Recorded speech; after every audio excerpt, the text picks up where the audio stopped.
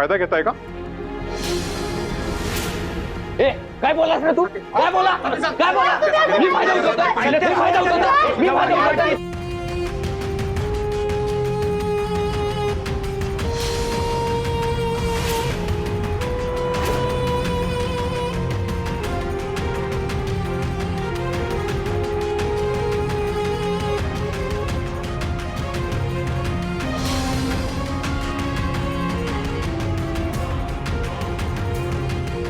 सत्या आओ मंजू वहिनी काय झालं मंजू वहिनी? हे बघा, सत्या मुकादमाची माफी मागणार आहे आणि त्या कार्यक्रमाला सत्या आणि मुकादमाची माणसं मोठ्या प्रमाणात जमा होतील. तुम्ही अलर्ट राहून कामं करा. डोळ्यात तेल घालून लक्ष द्या तिथे. आलं लक्षात? सर अरे सत्य गुंड आहे, तो कशाला माफी मागतोय? घुसपुटे, साहेब साहेब साहेब काय झालं? माझा नवरा तुम्ही आधी इथे बसा. बसा. पार्टी मॅडम बसवा. बसा इथे. काय झालं ते नक्की सांगा. माझा नवरा भारती मॅडम पाणी द्या. पाणी घ्या, पाणी घ्या. पाणी बिरी काही नको मला. माझा नवरा गायब झालाय हो. प्लीज शोधा त्यांना प्लीज. काय? तुमचा नवरा म्हणजे सयाजी मुकादम गायब झालेत? हो साहेब, काही करून त्यांना शोधून काढावं. प्लीज शोधा. अहो पण हे झालं कधी आणि तुम्हाला कधी कळालं?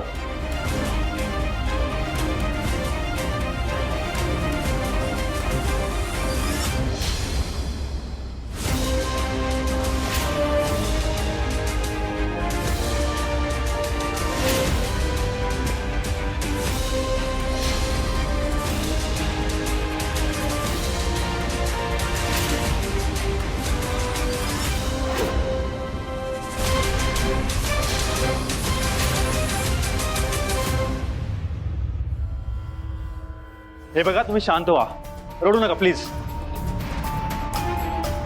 आणि तुम्ही काळजी करू नका, आम्ही त्यांना शोधून काढू ना. माने, निकम, ड्युटी करताना लक्ष कुठं असतं तुमचं? सॉरी. आता काय झालंय?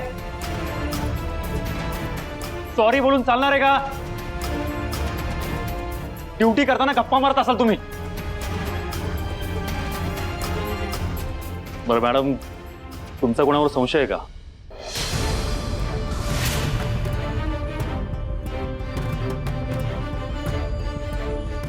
संशय नाही साहेब,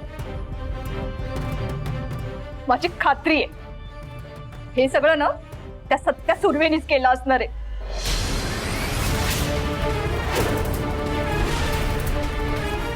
बघा सर, सत्या हो तो का करेल असं? तो तर माफी मागणार होता त्याची. त्यांची. माझ्या नवऱ्याला एकेरी बोलवायचं नाही. हा भारती मॅडम, हे बघा मॅडम, सत्याचा राग अनावर होतो हे आम्हाला चांगलंच माहिती, पण तो रागाच्या भरात इतकं काय करेल आम्हाला वाटत नाही.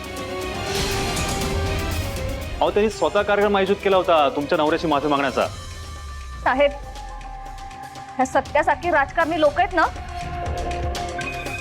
त्यांचे खायचे दात वेगळे आणि दाखवायचे दात वेगळे असतात. तो व्हिडिओ नाही बघितला का तुम्ही? त्याच्यामध्ये सत्याने सरळ सरळ माझ्या नवऱ्याला जिवे मारण्याची धमकी दिली आहे. हो, पाहिलाय. अहो, त्यासाठीच तर तो माफी मागणार होता. आणि तो जे काही बोललाय ना, तो भावनेच्या भरामध्ये बोलला. अहो, मी स्वतः त्याला समज दिली आहे आणि त्यानंतर त्यांनी निर्णय घेतला तुमच्या नवऱ्याची माफी मागण्याचा. काय बोललास? तुला अक्कल आहे का? सर हे बघा,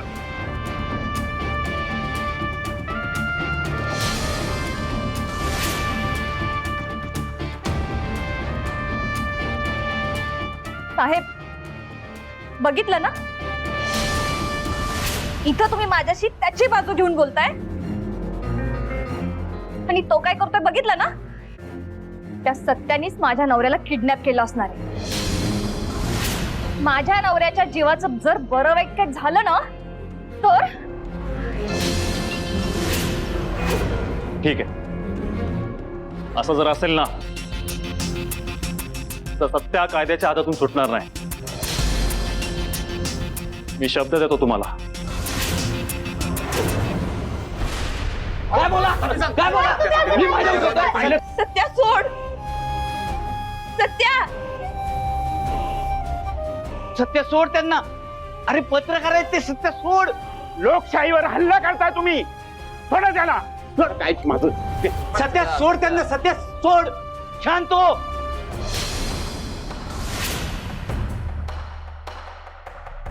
किती वेळा सांगायचं तुला. अरे आता तू पूर्वीचा सत्य नाही राहिलेला. नगरसेवक झालायस. कोण तरी भान ठेव ना. सत्य अरे तू एका समाजाचा आता प्रतिनिधी आहे. या समाजाचा एक जबाबदार नागरिक आहेस. अरे पत्रकार आहेत ते. या लोकशाहीचा चौथा स्तंभ आहेत ते. जरा तरी डोकं वापर ना. अरे तात्यासाहेबांकडे बघ, किती शांत राहतात ते. राजकारण त्यांच्याकडे शिक. आणि राजकारण असं करायचं असतं, डोक्यात राग घालून नाही.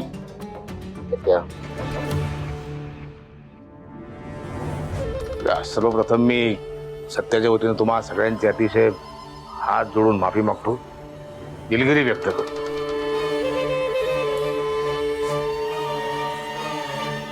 हे बघ सत्य, राजकारण म्हटलं की या सगळ्या गोष्टी आल्या.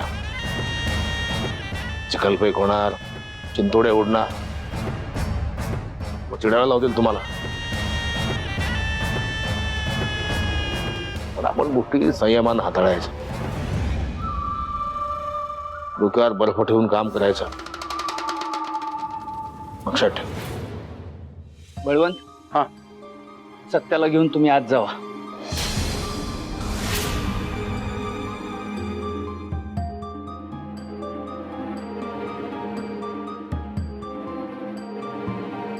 तुम्ही पाहू शकता की नवनिर्वाचित नगरसेवक सत्यजित सुर्वे यांची गुंडागर्दी अजूनही चालू आहे. नव्याने निवडून आलेले नगरसेवक सत्यजित सुर्वे यांनी एका पत्रकारावर आमच्या भ्याड हल्ला केलाय. या घटनेचा मी या ठिकाणी सातारा जिल्हा पत्रकार महासंघाच्या वतीनं तीव्र शब्दात निषेध व्यक्त करतो.